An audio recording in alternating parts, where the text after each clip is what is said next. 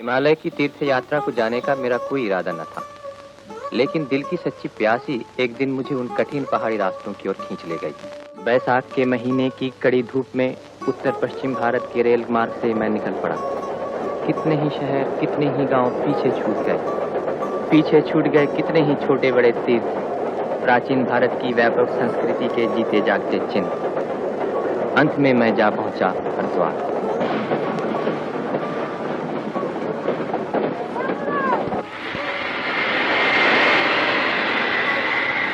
हरिद्वार, हर की पैड़ी। पतित पावनी गंगा पहले पहल धरती पर यहीं उतरी थी। जाह्नवी की पवित्र धारा यहाँ खींच लाती है भारतवर्ष के कितने ही साधु सन्यासियों को, कितने ही पुण्यकामी तीर्थयात्रियों को। गंगा की नील धारा सारे हरिद्वार के चरण स्पर्श करती हुई बह चली है भारतवर्ष की समतल भूमि की तरफ। हरिद्वार, हरिद्वार से ऋषिकेश, हरिद्वार से ऋषिकेश। आइए बाबूजी आइए, बड़े पहले छुए।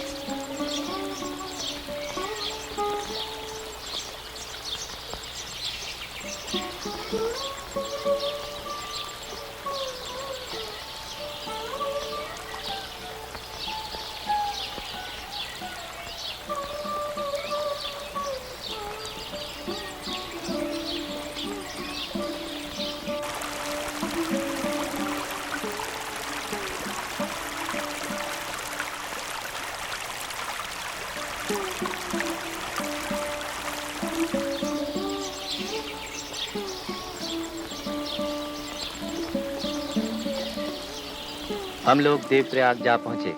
छोटा पहाड़ी शहर, यहाँ दोनों ओर से आ मिली हैं गंगा और अलकनंदा। गोया दो बहनें दो तरफ से आकर एक दूसरे के गले मिली हो, एक गोरी और दूसरी सांवली। इन दोनों नदियों के संगम पर पुण्यकामी यात्री स्नान, तर्पण, श्राद्ध, मुंडन और पिंडदान करते हैं। नदी का पुल पार करते ही सामने पड़ता है रामचंद्र जी का मंदिर, जो प्राचीन कला और शिल्प का एक अजीब सा नमूना है। आज से पैदल सफर शुरू होता है। हर सुबह शाम हम लोग पीछे छोड़ते चले जा रहे हैं, चट्टी के बाद चट्टी तय किए जा रहे हैं, मील के बाद मील। चलते चलते थक गए, दिल उदास हो गया, पैरों में दर्द होने लगा, सारा बदन रास्ते की धूल से भर गया। फिर भी रुकने से काम नहीं चलने का। किसी चट्टी पर आटा दाल खरीद कर खाते पकाते और किसी चट्टी पर पहुंचकर बिना खाए पिए अधमरे की तरह आंखें मूंद कर पड़ रहे थे। इसी तरह दिन के बाद दिन, रात के बाद रात, थके मांदे शरीर का बोझ ढोए चले जा रहे। बिल्व केदार के दर्शन करके इसके बाद आता है पौड़ी का शहर श्रीनगर। रास्ता मुश्किल जरूर है, लेकिन चारों तरफ दिखाई देती है स्वर्ग की सी शोभा। गोया हम लोग पृथ्वी को पीछे छोड़कर नंदन कानन की ओर बढ़े चले जा रहे हैं। यूं ही चलते चलते एक दिन रुद्रप्रयाग जा पहुंचे। तपलोक के बाद देवलोक में आ गए। रुद्रप्रयाग में अलकनंदा मिली है मंदाकिनी से। अब हम लोग आ पहुंचे हैं विशाल हिमालय की अनजानी गहराई। यहाँ से बहुत नीचे है संगम स्थान।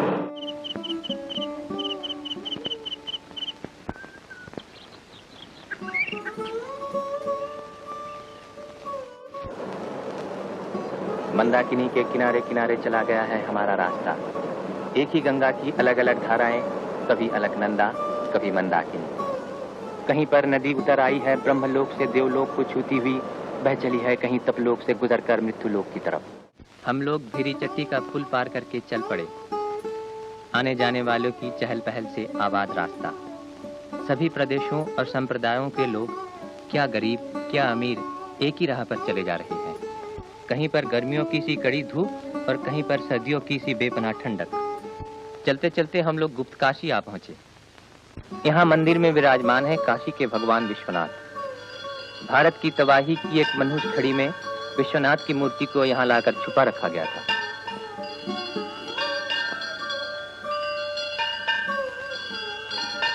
महीखंडा चट्टी के सामने का झूला, इस पर देवी पार्वती झूला करती थी। यात्री लोग इस पर झूलना पुण्य समझते हैं। मंदिर में महिषासुर मर्दिनी के दर्शन करके ऐसा लगा गोया ये मार्ग शिव भक्तों और शक्ति के पुजारियों का अनोखा संगम स्थान हो। जो लोग केदारनाथ के रास्ते का खतरा बर्दाश्त नहीं कर सकते, उनको सीधे इस रास्ते बद्रीनाथ जाना चाहिए, क्योंकि ये रास्ता बड़ा ही खतरनाक है। क्या केदारनाथ का रास्ता इससे भी ज्यादा तकलीफ का है? अमर बहुत ज्यादा तकलीफ का है। आड़ी तिरछी राहें, झरनों का झरझर शब्द, पंछियों की चहचहाहट, इन्हीं सब में से गुजरते हुए हम जा खड़े हुए त्रियुगी नारायण के चरणों में। मंदिर के बाहर का अंश ठंडा है बर्फ की तरह, लेकिन अंदर जल रही है सतयुग के समय से कभी न बुझने वाली अखंड ज्योत। त्रियुगी नारायण में एक रात ठहरकर दूसरे दिन सवेरा होते ही रायना गांव छोड़ के पुल पर से गुजरते हुए सोनप्रयाग के कुछ ठंडे और कुछ गर्म वातावरण में हम लोग आ पहुंचे। सोनप्रयाग में मंदाकिनी काफी ऊंचाई पर से नीचे उतरी है, भीम गर्जन करती हुई। नीचे ही सोनगंगा की शांत धारा के साथ उसका मिलन है। मंदाकिनी पार करके चढ़ाई चढ़ते हुए थके मांदे हम लोग जा पहुंचे गौरीकुंड। कपकपाती सर्दी के इस अनोखे राज्य में गौरीकुंड के गर्म पानी का झरना कितना आरामदेह है। गौरीकुंड की गर्म जलधारा को छूती हुई मंदाकिनी की बर्फ से शीतल फेनी जलधारा का नजारा भी अजीब है। नदी की दोनों शाखाएं एक होकर बह चली है नीचे की ओर तांडव नृत्य करती हुई। दूर ब्रह्मलोक से उतर आई है मंदाकिनी, बह चली है देवलोक की तरफ, थिरकती, नाचती, उछलती, गरजती। हमारी मंजिल अभी दूर है। क्या पाऊंगा, क्या देखूंगा, क्या मिलेगा जानने को।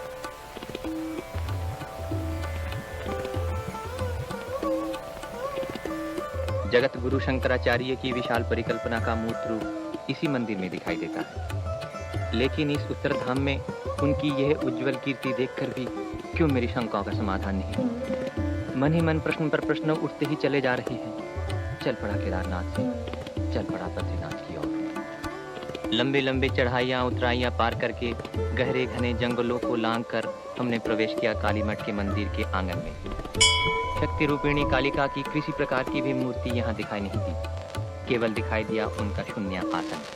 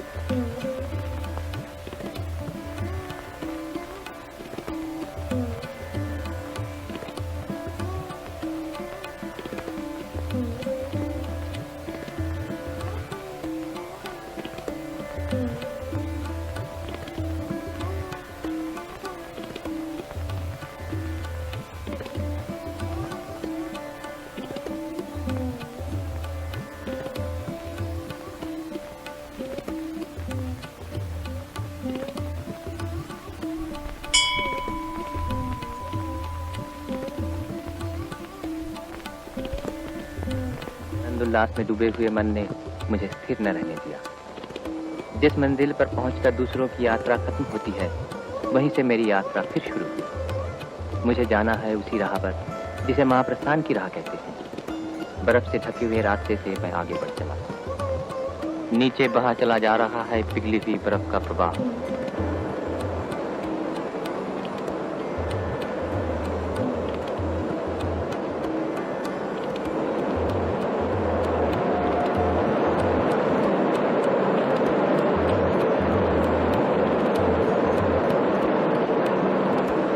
बहुत कुछ आगे बढ़ जाने पर वसुधारा का मनोहर दृश्य दिखाई देता है। वायु द्वारा उछाली हुई जलधारा की असंख्य बूंदें चारों तरफ छिटकी पड़ रही है। रास्ता बहुत ही कठिन है, फिर भी उस गहरी परछाइयों की रहस्यमय लोक में मैंने सामने आंखें उठाई तो गिरि संकट के नीचे ही दिखाई दी वो जगह जहां पांडव पत्नी देवी द्रौपदी स्वर्गारोहण करते समय धरती की गोद में हमेशा के लिए सो गई थी।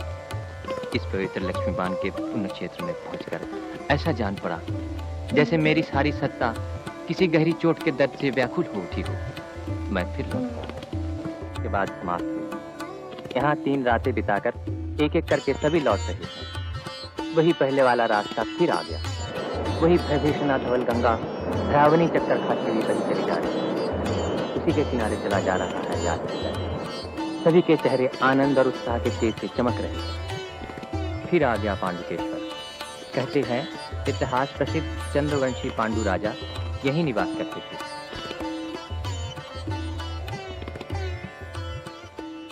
पांडुकेश्वर के नीचे ही बह चली है अलकनंदा। पुल पर से गुजरकर पहाड़ के बाद पहाड़ और कितने ही मुश्किल चढ़ाइयां चढ़ने के बाद लोकपाल के विशाल पर्वत की चोटी दिखाई देती है। सर पर सफेद मुकुट सा पहने हुए ये लोकपाल पर्वत की चोटी बर्फ से हमेशा ढकी रहती है। बीच की भूमि पर हेमकुंड नाम का एक बहुत बड़ा सरोवर है। सरोवर के चारों ओर उजली चमकीली बर्फीली पर्वत श्रेणियां विराजमान हैं। मनुष्य का रहना सहना यहाँ संभव नहीं। कहते हैं सिखों के दशम गुरु गुरु गोविंद सिंह जी ने इस जनहीन स्थान पर किसी समय एकांत साधना की थी। उनकी उस महान साधना के स्थान पर आज एक सिख गुरुद्वारा दिखाई देता है।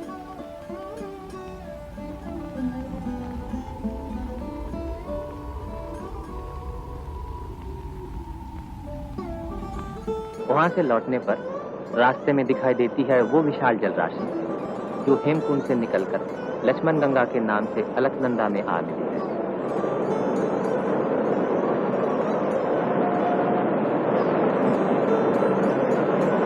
लौट आया विष्णु प्रयाग, वही विष्णु गंगा और अलकनंदा का अनोखा नाच रंग। फिर आ गया जोशी मठ या ज्योतिर्मठ, जगत प्रसिद्ध वेदांत और दर्शन शास्त्र के महान भाष्यकार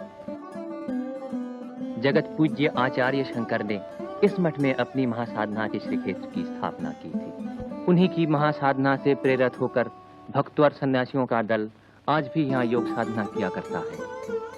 शंकराचार्य जी ने जहाँ परम ज्योति लाभ की थी, उस स्थान पर छाया घिरी साधन वेदी के दर्शन करने से भक्ति और श्रद्धा अपने आप उमड़ आती है।